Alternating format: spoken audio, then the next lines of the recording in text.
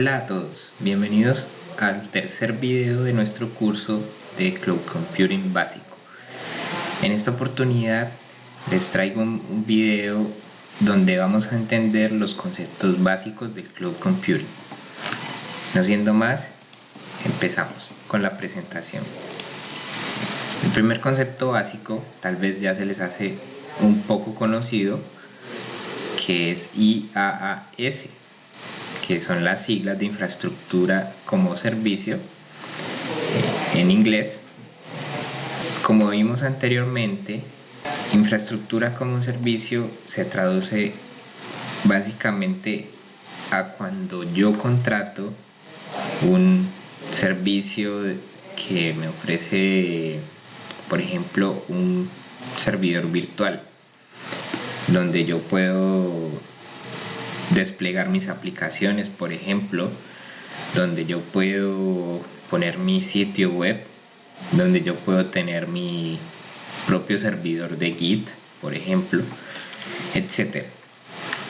Tenemos también plataforma como un servicio, que ya lo habíamos visto anteriormente y que no es muy utilizado realmente, dado que es algo limitado en ciertos aspectos.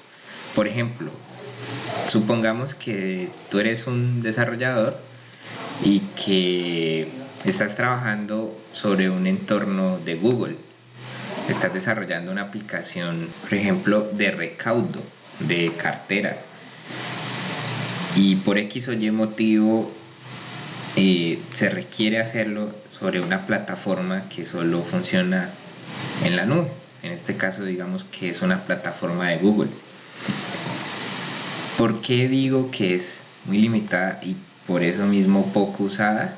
Es por ese mismo tema, porque es una aplicación que te toca sí o sí desarrollarla en esa plataforma, que si la quieres sacar de esa plataforma, probablemente te va a tocar hacer mucho sobreesfuerzo para ponerla a funcionar en tu máquina local, en un IDE local, por ejemplo, en un entorno de desarrollo local, etc. Por eso este servicio es, digamos, el menos frecuentado. Continuamos con el software como servicio, que también lo vimos en la clase anterior, y básicamente se traduce a lo que son, por ejemplo, un antivirus. Cuando tú contratas un antivirus, lo contratas por un periodo de tiempo de 1 año, 2 años, 6 meses, etc. Depende del plan que ofrezcan. ¿Por qué es un software como servicio? Porque de entrada sabemos que el antivirus es un software que se instala en tu máquina y que te brinda el servicio de protegerte contra amenazas en la red, en el correo, etc. Anteriormente era muy popular que se comprara un software en específico para las compañías. Por ejemplo, un software tipo producto, el cual requiere un licenciamiento, y se veía que se compraban ese software 10 licencias. Entonces eran 10 licencias que tenías como límite. Por ejemplo, hoy en día ya no es muy popular eso, y es a muy bajo costo que llegó el software como servicio. Otros ejemplos muy claros pueden ser, por ejemplo, como lo es Trello, los tableros Kanban, que ya tal vez algunos de ustedes conocen, como lo son Google Drive con sus aplicaciones Google Docs en la nube. Siguiendo con el concepto Shell, vemos la descripción que en informática el Shell se conoce como un intérprete de órdenes o comandos, lo cual no son más que un sinónimo de instrucciones. Este es un programa informático que provee una interfaz a un usuario y que de esta manera este usuario accede a los servicios del sistema operativo. Dependiendo de la interfaz que empleen, los shell pueden ser de líneas de texto, por sus siglas en inglés CLI, Command Line Interface, o bien sean gráficos, por sus siglas en inglés GUI, que son Graphical User Interface. Continuamos con el concepto script, lo cual no es más que un conjunto de instrucciones anidadas en un archivo de texto plano. ¿Qué identifica un script? Básicamente en Linux, un encabezado como el que vemos en pantalla, que es bin bash, el que estamos viendo aquí en pantalla, y se identifica con la extensión .sh. Muchas veces, por no decir siempre, vamos a identificar un script en sistemas GNU Linux por la extensión sh. En Windows, estos scripts son interpretados por la consola DOS y se les conoce como archivos batch, que traducen un procesamiento por lotes. Y se les identifica estos archivos scripts porque terminan en la extensión .bat. Por ejemplo, tal vez muchos de ustedes han encontrado en algún momento que han descargado algún programa que trae un fichero .bat que diga, por ejemplo, instalación.bat. Entonces ustedes ya saben que eso va a ser un script. Probablemente ese script contenga instrucciones de ir a crear un directorio en tal ubicación, copiar tales determinados archivos a esa ubicación y finalmente ejecutar determinado archivo. Ese es un ejemplo de script. Lógicamente, y como posibles administradores de sistemas o developers o administradores de redes, etcétera, se han visto siempre en la necesidad de crear su propio script. Si aún no han tenido la oportunidad, digamos que es algo que en algún momento todos pasamos por ahí. Todos en algún momento necesitamos suplir una necesidad muy específica y no nos queda más que construir nuestro propio script que nos facilite y automatice dichas tareas. Por ejemplo, cuando tenemos una costumbre, digámoslo así, de instalar Apache en un servidor Linux y a su vez instalar una aplicación que corra sobre ese Apache, podemos crear un script y va a ser mucho más fácil correr un solo script que se encargue de ejecutar paso a paso los comandos que siempre frecuentamos ejecutar, a ejecutar siempre uno por uno esos comandos. Entonces esa es la gran utilidad de crear tus propios scripts. Siguiendo con cron job, que no traduce más que una tarea automática o programada. Su definición es muy clara. Tenemos una imagen de referencia en Linux donde hay un software que se llama precisamente cron y le pasamos unos valores que son todos estos asteriscos que vemos acá, y seguido le pasamos el comando que queremos que ejecute. Por ejemplo, como vemos aquí, los asteriscos especifican día, mes, día del mes, hora y minutos. En este caso, esta tarea se ejecutaría todos los días de la semana,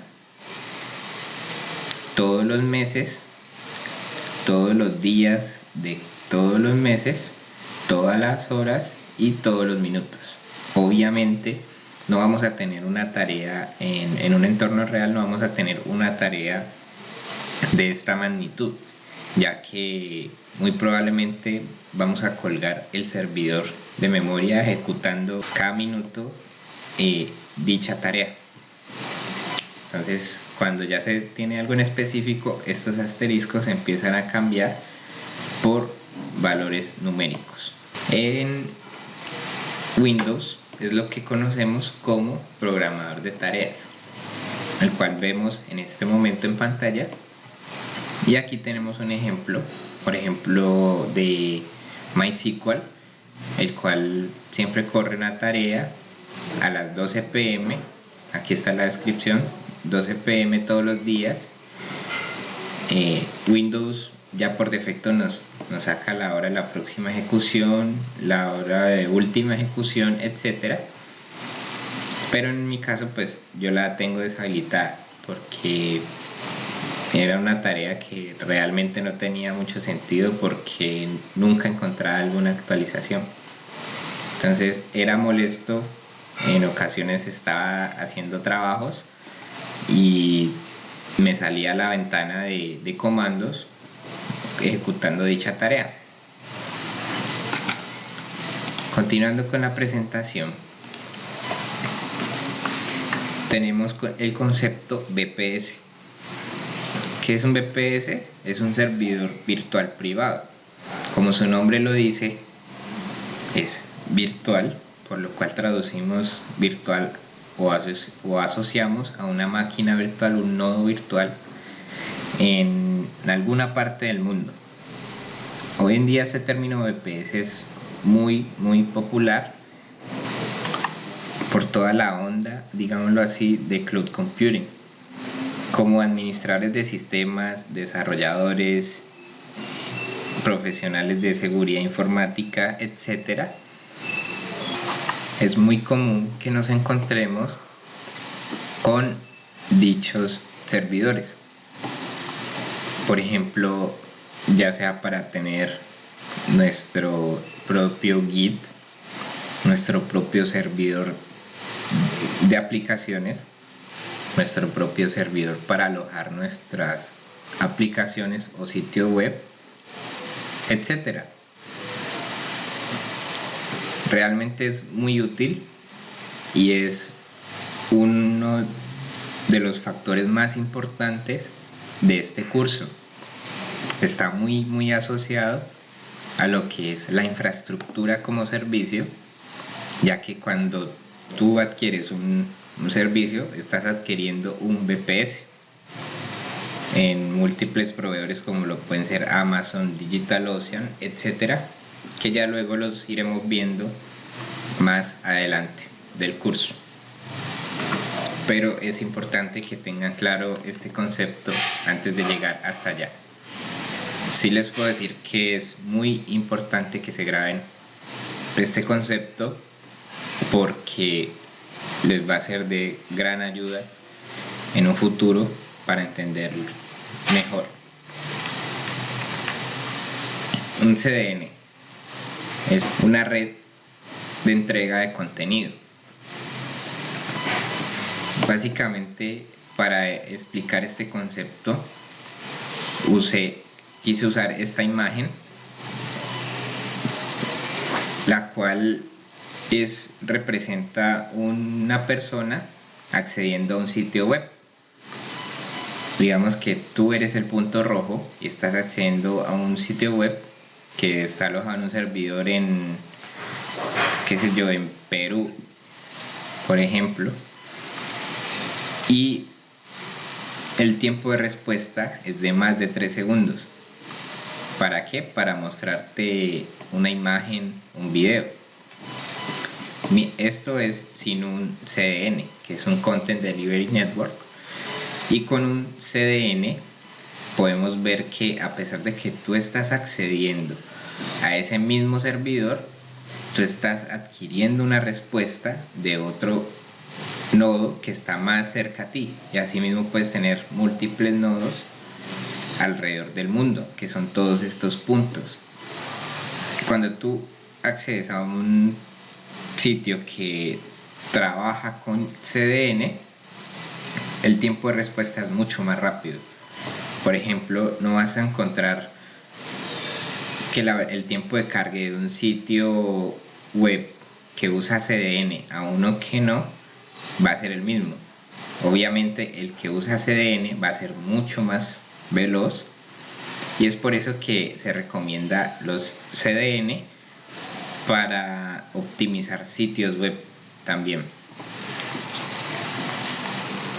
El Cloud Storage o almacenamiento en la nube, como lo vimos en la clase anterior, son los servicios de almacenamiento tales como OneDrive, como lo son Google Drive y como lo son Dropbox. Es simplemente tener nuestros archivos, nuestra información alojados en los servicios de la nube que prestan dichas compañías, como lo son Microsoft, Google y Dropbox. A su vez los podemos acceder en cualquier sitio que nos encontremos, en cualquier dispositivo, etcétera. Por eso decimos que es Cloud Storage. Cabe resaltar que hoy en día casi todos los proveedores de este servicio nos otorgan gratuito una cantidad de gigas para almacenar nuestros archivos, y solo nos cobran lo que usemos de más. Si usamos 2 gigas de más, aparte de la capa gratuita que nos dan, nos cobran 2 gigas de más, lo cual es muy asequible, porque no es lo mismo que pienses en comprar un disco duro, por ejemplo, más grande, a que pienses en comprar 2 gigas más de almacenamiento en la nube. Bash es un programa informático cuya función consiste en interpretar órdenes, y a su vez es un lenguaje de consola. Este es el intérprete de comandos por defecto que viene en la mayoría de distribuciones GNU Linux y además sistemas Mac. También se ha llevado a otros sistemas como Windows y Android.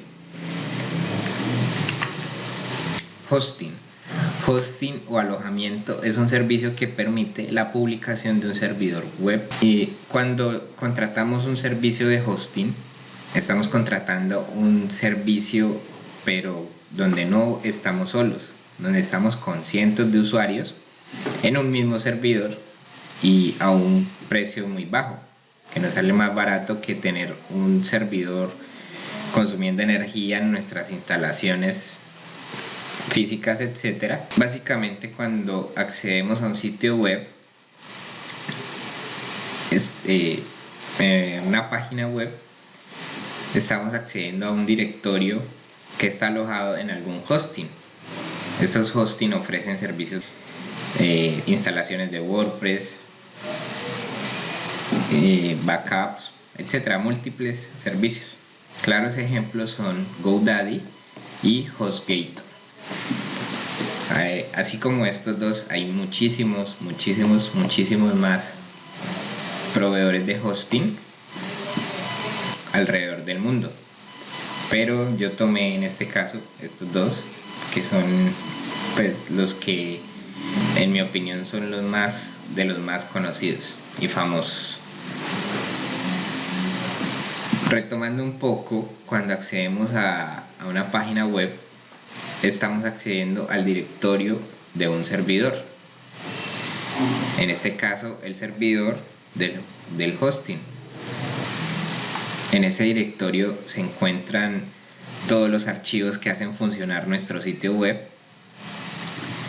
y a su vez se encuentran todas las configuraciones de acceso, de permisos, etc. De igual forma, un hosting se puede utilizar para almacenar nuestros archivos para utilizar nuestro servidor de correos, por ejemplo, corporativo, asociado a nuestro dominio.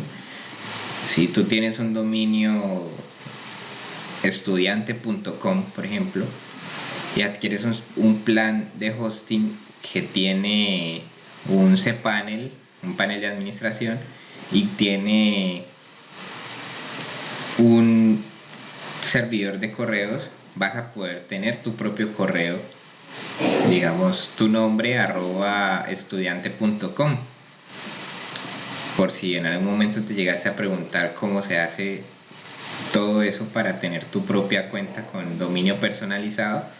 Es de esta manera, a través de un hosting. Finalizando con la presentación, tal vez te preguntes cómo o en dónde se encuentra un VPS. Por ejemplo, no va a estar en la nube, en una nube literalmente en el cielo. Obviamente tienes que tener presente que hablamos de la nube, pero todos estos sistemas están corriendo en un servidor físico. A diferencia que estos servidores son de última generación en data centers con las mejores adecuaciones que puede haber bajo todas las normas internacionales, etcétera. Entonces no va a ser lo mismo que tengas tu servidor en una bodega, por ejemplo, en el sótano de tu compañía, a que lo tengas en la nube, donde sabes que está en un cuarto de servidores, pero es un cuarto de servidores como este, que tiene la temperatura adecuada, que sabes que si se interrumpe la energía, tienen muchos data centers como este respaldo para mantener tu sitio online 24/7, lo cual es una ventaja muy competitiva en el mercado. Entonces quería mostrarte esta imagen para que te des una idea de cómo y dónde están alojados todos los servidores virtuales, todos los nodos virtuales que adquirimos. No siendo más, espero que te haya gustado este video. Si te gustó, déjanos un like y un comentario con tus sugerencias de qué podemos mejorar, o escríbenos al correo que aparece en pantalla, y te espero verte en la próxima clase.